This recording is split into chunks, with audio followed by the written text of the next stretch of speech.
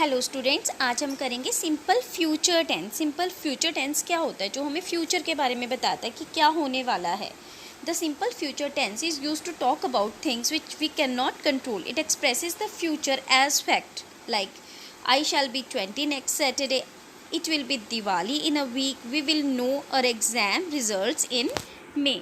Simple future tense गा गे गी से ख़त्म होते हैं। वह स्कूल जाएगा, मैं खाना खाऊंगा, वह पानी पिएगा। सिंपल फ्यूचर टेंस आने वाले भविष्य के बारे में हमें जानकारी देते हैं। हम सिंपल फ्यूचर टेंस का स्ट्रक्चर देख लेते हैं। पॉजिटिव और अफर्मेटिव सेंटेंसेस में सब्जेक्ट होता है सबसे पहले।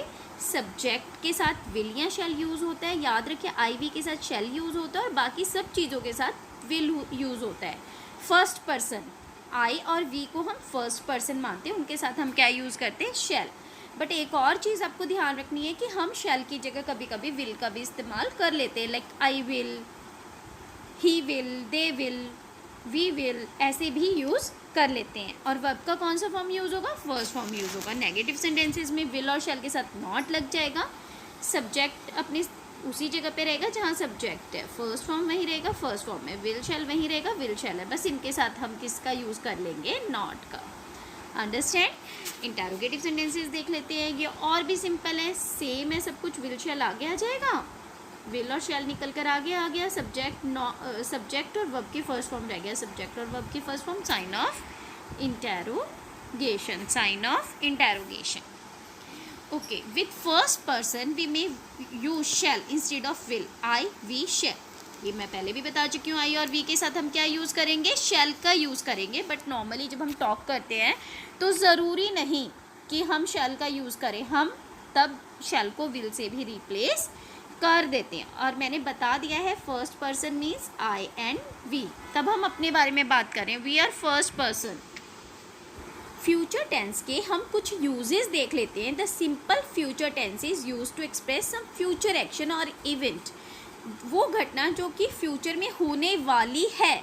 आई shall go to the market in the evening, मैं शाम को बाजार जाऊंगा। मेरी प्लानिंग है शाम को बाजार जाने की। ये भी हुई नहीं है घटना, पर होगी। कब होगी? शाम को होगी।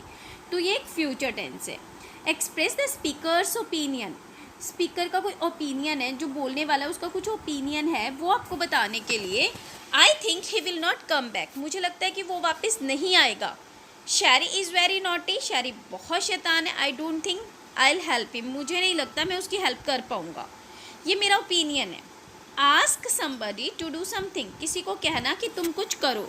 Will you please give me your pen, क्या तुम अपना पेन मुझे दोगे? It's a request. Understand? It's a request. Fourth is promise to do something, किसी से प्रॉमिस करना जो हम फ्यूचर में पूरा करने वाले हैं। I will always help you in need, मैं हमेशा ज़रूरत के टाइम आपकी सहायता करूँगा। तो ये अभी उसने प्रॉमिस किया है कि जब फ्यूचर में आपको मेरी ज़रूरत होगी मैं आपकी हेल्प करूँगा। फ्यूचर का मतलब आपको समझ में आ गया कि ना तो वो घटना हुई है ना हो रही है, वो होगी, आने वाले टाइम में होगी।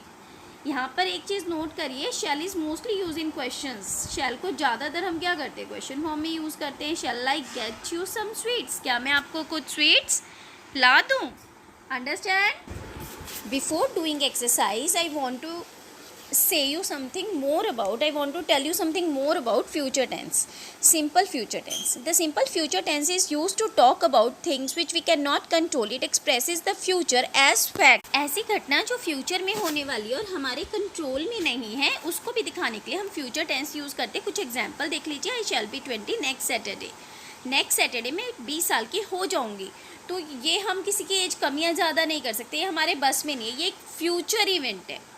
It will be Diwali in a week, एक हफ्ते के अंदर क्या है? दिवाली है। ये भी एक फ्यूचर का घटना। यहाँ पर आपको एक चीज़ और बहुत ध्यान रखनी होगी कि जब हम बोलते समय कोई चीज़ डिसाइड करते हैं तब हम फ्यूचर टेंस का, सिंपल फ्यूचर टेंस का यूज़ करते हैं। We can use this tense when we decide to do something at the time of speaking, like it is raining, I will take an umbrella, बारिश हो रही है, मैं एक अम्ब्रेला ले जाऊँगा। Mr. Sinha is very busy at the moment. All right, I'll wait. Mr. Sinha अभी बहुत व्यस्त हैं, मैं उनका इंतज़ार करूँगा। यानी कि जब हम बोलते टाइम कुछ डिसाइड करते हैं तो हम क्या यूज़ करते हैं, सिंपल फ्यूचर टेंस का यूज़ करते हैं। अब इसके यूजेस देख लेते हैं। ये फर्स्ट सेंटेंस है affirmative sentence, I shall be 20 next Saturday, मैं अगले सैटरडे 20 की हो जाऊंगी, मैं नेक्स्ट सैटरडे 20 की हो जाऊंगी या हो जाऊंगा। ओके, तो अगर इसे मुझे नेगेटिव बनाना है, मैंने आपको बोला था आईवी के साथ शैल यूज़ होगा, यहाँ पर मैंने शैल का इस्तेमाल किया है। अब नेक्स्ट देखिए, इसे नेगेटिव बनाना है, मैं कुछ नहीं करूँगी, आई शैल। ओके, शैल के बाद मुझे क्या पुट करना था, नॉट पुट करना था, नॉट पुट किया, be 20 next Saturday, it is the same sentence we have written above, it means we have changes a little bit, just put not here, we put here not। interrogative we are going to see, interrogative में भी मुझे कुछ नहीं करना है, बस front जो आई शैल भी था उसका शैल यहाँ से निकाल कर मैंने कहाँ लगा दिया, फ्रंट पे लगा दिया। मैंने शैल कहाँ लगा दिया, फ्रंट पे लगा दिया। Shall I be 20 next Saturday, क्या नेक्स्ट सैटरडे में 20 की हो जाऊँ, से no. Let's see question number 2, we will know our exam results in May, हमें अपने एग्ज़ाम के रिज़ल्ट का पता मई में चलेगा। अब मुझे नेगेटिव बनाना है तो विल जहाँ पे लिखा है उसके तुरंत बाद मैं क्या इंसर्ट कर दूँगी, यहाँ पर not.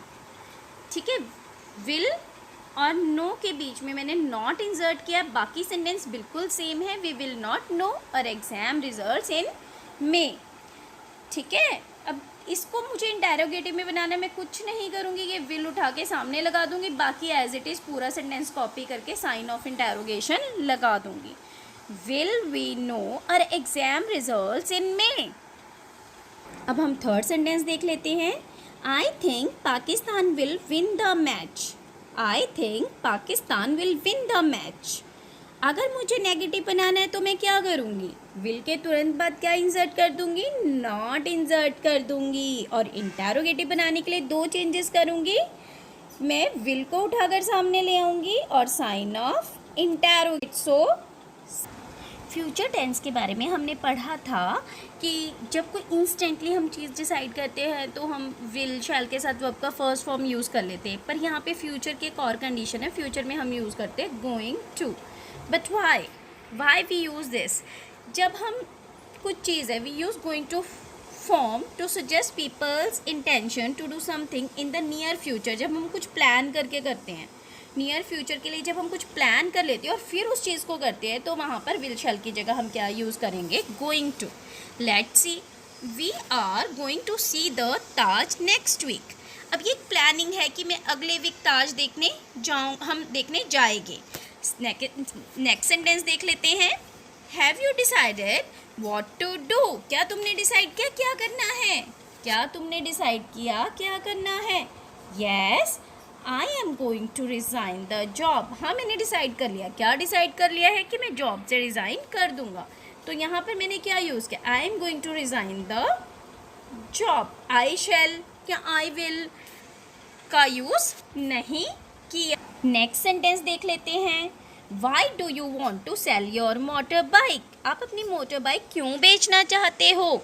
I am going to buy a car, मैं इसलिए बेचना चाहता हूँ कि मैंने डिसाइड किया है क्या खरीदने के लिए, कार खरीदने के लिए। Okay, look at the next sentence. It is going to rain, look at those clouds, उन बादलों की तरफ देखो, ऐसे लगता है कि बारिश होने वाली है।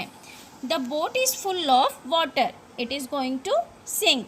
अगर देखो बोट में पानी भर जाएगा तो डिसाइडेड है ना कि वो तो क्या होगी, डूबी जाएगी। She is going to have a baby, उसको एक बेबी होने वाला है। Let's get into the train, it's going to leave, train जाने वाली है इसलिए हम ट्रेन में बैठ जाते हैं।